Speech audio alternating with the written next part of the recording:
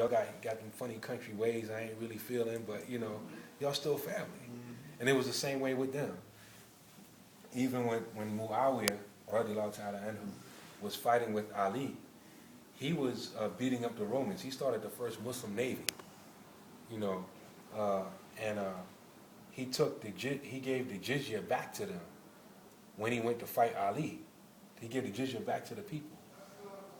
And when he was fighting Ali, but then he told him, he said, don't get it twisted. Me and my cousin. He didn't say me and this cat or me and this dude, we got beef, political beef. He said, no, me and my cousin have differences.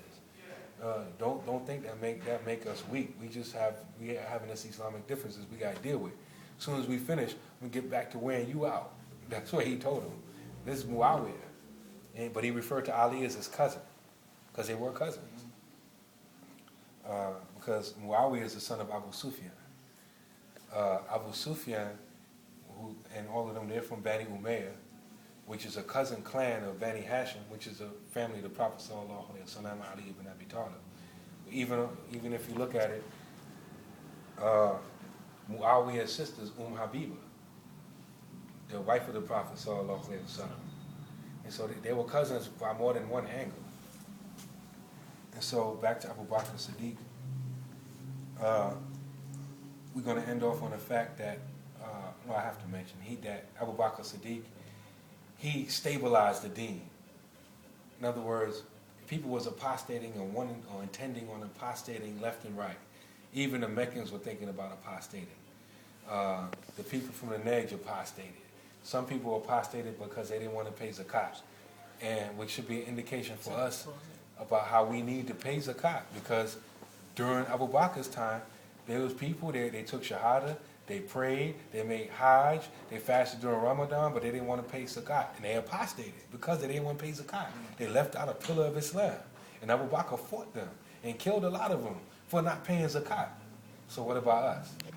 So Abu Bakr fought them and reestablished Islam, well, not reestablished, but made, because the Prophet sallallahu alaihi wasallam passed, and so of course he's charismatic, he's guided directly by Allah subhanahu wa ta'ala, and so people wanted to renege, because a lot of people caught up in the personality of the Prophet sallallahu alaihi wasallam, and even if you read the Sirah, they was making fun of Abu Bakr's name, which means like the lean camel, and so they was like, well, he's the weak camel, he's a weak camel.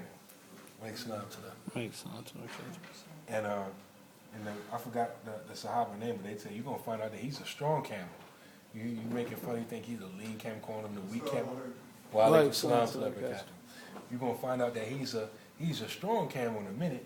And part of what made him strong is the general of his army was Khalid ibn Walid. And Khalid ibn Walid, he was like one of them cats that he loved killing. He'll kill you. He'll kill you and take your wife as a concubine. And Umar ibn Khattab, he had a problem like, yo, why he let this cat pass just so he could get his wife? It was an argument. It's beautiful when you go back and forth with it. And we're gonna talk about it a little bit more when we get into Umar ibn Khattab. But Umar ibn Khattab, he sat Khalid ibn Walid down.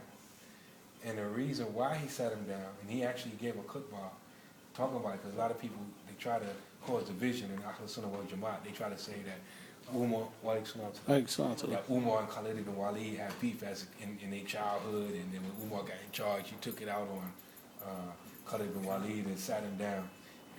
But Umar ibn Khattab said why he sat him down.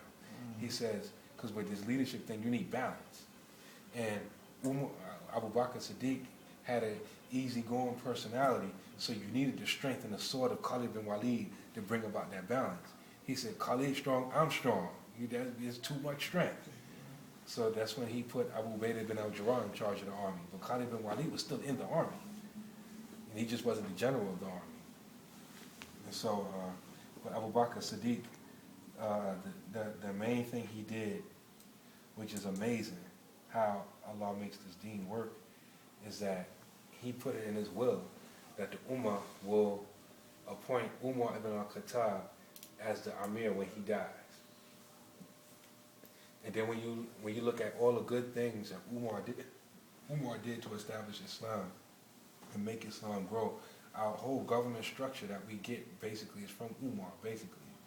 The science of hadith in and of itself, the Amal of Medina, and him keeping all of the Sahaba in Medina to solidify the Sunnah, you know, all that was from Umar. Abu Bakr gets credit for it. Because Abu Bakr, he didn't want to leave no chance that somebody else would be made Khalifa.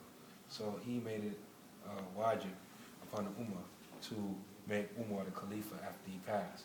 So all the good deeds that Umar did, Abu Bakr gets credit for it.